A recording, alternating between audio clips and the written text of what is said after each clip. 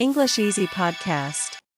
Hello, learners. Welcome back to English Easy Podcast, your partner to learning English. Thank you. It's great to be here. So usually, we think we need a comeback because our lives just totally exploded, right? Yeah. Like we picture this massive, dramatic disaster. Oh, exactly. Like getting fired or a terrible breakup or, I don't know, a total collapse of everything. Yeah, exactly.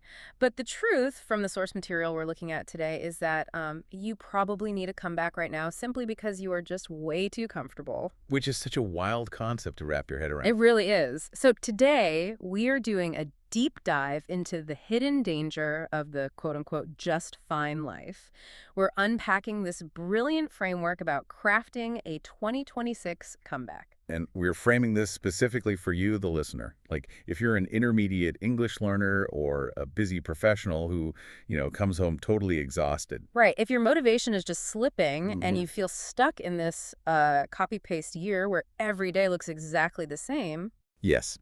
Today is all about understanding the mechanics of how we get stuck in that loop and giving you the exact tools to break out. But before we dissect the psychology of all that, I want you, yes, you listening to us right now, to play a really quick mental game with us from the source material. Oh, I love this game. It is so revealing. It really is. Okay, so I want you to rate how your life in 2026 is going right now on a scale of 1 to 10. But wait, there is a catch. You are absolutely not allowed to choose the number 7. Which is so frustrating. It is. So pick your number right now. 1 to 10, no 7s allowed, if you got it. I mean, the first time I heard this rule, my brain totally rebelled because, well, 7 was exactly the number I wanted to pick. Why does the framework force us to remove that specific number? Because 7 is like the ultimate psychological hiding place. It's the sanctuary of a mind that is comfortable but honestly unfulfilled. Oh, wow. That makes so much sense. Right. When you rate your life a 7, you're signaling cognitive dissonance. You're basically saying, my life isn't terrible enough to complain about, but it isn't, passionate enough to celebrate. Just leave me alone. So by taking away the 7, you're forcing an honest audit of your life. Exactly. If you drop down to a 6, you are admitting that things are actually a bit disappointing. And that kind of hurts. Yeah, that's uncomfortable. But if you push up to an 8, well, then you have to acknowledge real, measurable progress. Removing the 7 strips away your safety net. It reveals whether you are actually happy and thriving or if you're just, quietly surviving the daily grind. It is a harsh mirror, but a totally necessary one. For sure.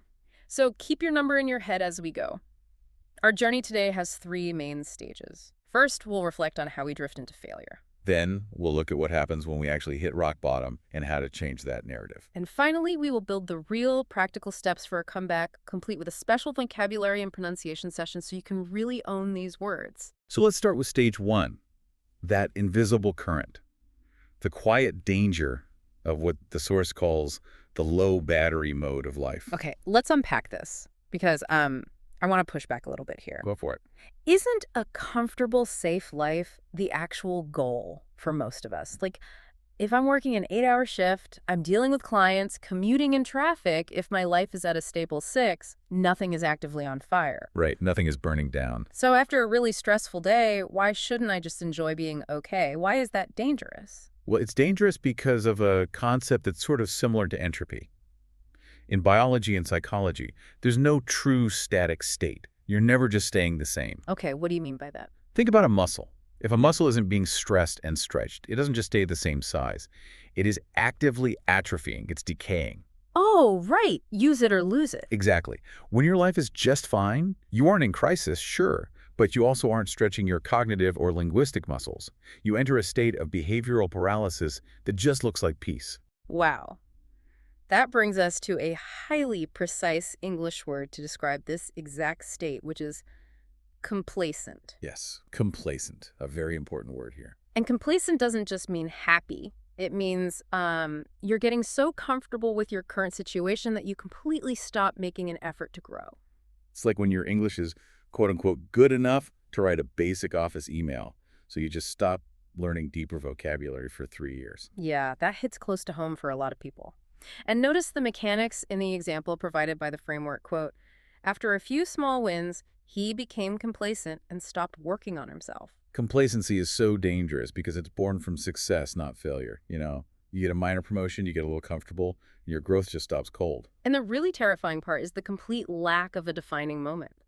Like, nobody wakes up on January 1st and writes in their journal, "My goal this year is to abandon my dreams and live a gray, boring life." Absolutely not. No one does that. The mechanism here is what we call decision fatigue, meeting the path of least resistance. You don't just jump into a boring life, you drift into it. Drift into, that's our next key term. Right. To drift into something means to slowly slide into a situation without actually choosing it. Think of a boat on the ocean. Okay, a boat. If the steering wheel is off by just 1 degree, you don't even notice it on day one. But after a week, you land on an entirely different continent. Oh, that's such a great visual. The source captures this perfectly. It says, he did not plan a boring life, he just drifted into it one easy choice at a time. Yes. It's the compound interest of tiny excuses. Like, you skip your English study session today because you have a headache. Tomorrow, you delay a project. The next day, you avoid a complex conversation. And fast forward, suddenly it's 2026, but you are living the exact same Tuesday you lived in 2023. And honestly, if you're an adult with responsibilities, drifting is kind of your default state. Gravity is always pulling you toward the couch. Right. So if you are listening on your commute right now, or maybe doing chores, and you feel that sting of recognition that you've drifted into a smaller life because you are just so perpetually tired, you are not alone. No, not at all. It's normal. But recognizing the drift is the time to stop being complacent. Which brings us to stage 2. If drifting is the quiet danger, what happens when we actively try to change but we fail? This is huge. Because when you try to abruptly reverse a long period of drifting, failure isn't just a possibility. It is a statistical guarantee. You're asking those atrophied muscles to suddenly run a sprint. Exactly. But the framework offers some really good news about failure. Accepting that you will fail is actually your greatest tactical advantage. Here's where it gets really interesting, because normally we think failing is the worst outcome. Right. But if you expect it, you stop thinking you are fundamentally broken when it happens. Right. Failing one exam just means failing an exam. The real danger is deciding that the failure means, I'm stupid. It's the story we tell ourselves that actually hurts us. Exactly. It's all about risk management. Which brings us to a crucial vocabulary word, anticipate. Anticipate. Yeah. Which means expecting weak moments before they actually happen. Right. The example from the source is, if you anticipate your weak moments, you can design better habits. So for a busy worker, this means anticipating that you'll be totally exhausted after work. Yes, your brain is fried. So studying at night is a terrible idea. Instead, you anticipate that feeling and you study in the morning while having coffee. By doing that, you protect yourself when you inevitably fall short of perfection. Another great phrase. Fall short of. It means not reaching the exact goal you wanted. Like, we fell short of our goal this month, but we still made progress. But sometimes, it's not just falling short. Sometimes the failure is huge. Which brings us to 2 heavy words, devastate and hit rock bottom. Yeah, these are tough ones. When something devastates you, it hits you so hard emotionally. Like after the breakup and losing his job, he felt he had hit rock bottom. Rock bottom is your absolute lowest point. What's fascinating here is how the framework treats rock bottom. It is not a permanent address. It is just a station on the way. I love that. A station, not a home. And this is where we need to ignore toxic positivity. Someone telling you to just smile when you've hit rock bottom doesn't help at all. A real plan does. If a bridge collapses, you don't just throw some glitter on it and smile. You have to inspect the concrete. Exactly. Which leads us to stage 3, the real steps for a comeback. We've mapped out the drift, we've hit rock bottom. How do we actually get back up? Because dreams are beautiful, like clouds, but they don't move your life. We need boring, powerful consistency. Action over aesthetics. A genuine comeback is not a beautiful movie scene. It is small, messy steps. Right. It's sending one scary email in English or studying for 10 minutes when you're tired. To describe this, we use the phrase claw your way back. Claw your way back, returning slowly and with intense effort, like literally climbing out of a hole with your bare hand. Yes. The example is, after hitting rock bottom, she slowly clawed her way back to a healthier life.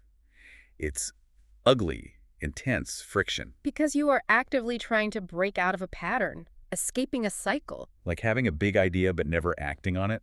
She finally broke out of her pattern of overthinking and took action. But wait, so what does this all mean for those ideas sitting in the idea graveyard in our heads, the things waiting for the perfect time? The perfect time is a myth. The framework emphasizes this concept of falling forward. When you try and fail, you still hit the ground, sure. Yeah, it still hurts. But you land a little closer to where you want to be. You learn how a sentence works or what project doesn't work. If you don't view that stumble as forward progress, fear will just obscure everything. Obscure, meaning to hide your progress, making it hard to see. The example is, fear can obscure your progress. It makes your growth hard to see. But if you keep falling forward through that fog, you eventually rise from the ashes. Like the mythical bird, the phoenix, becoming strong again after being destroyed. After a very hard year, she slowly rose from the ashes and rebuilt her life.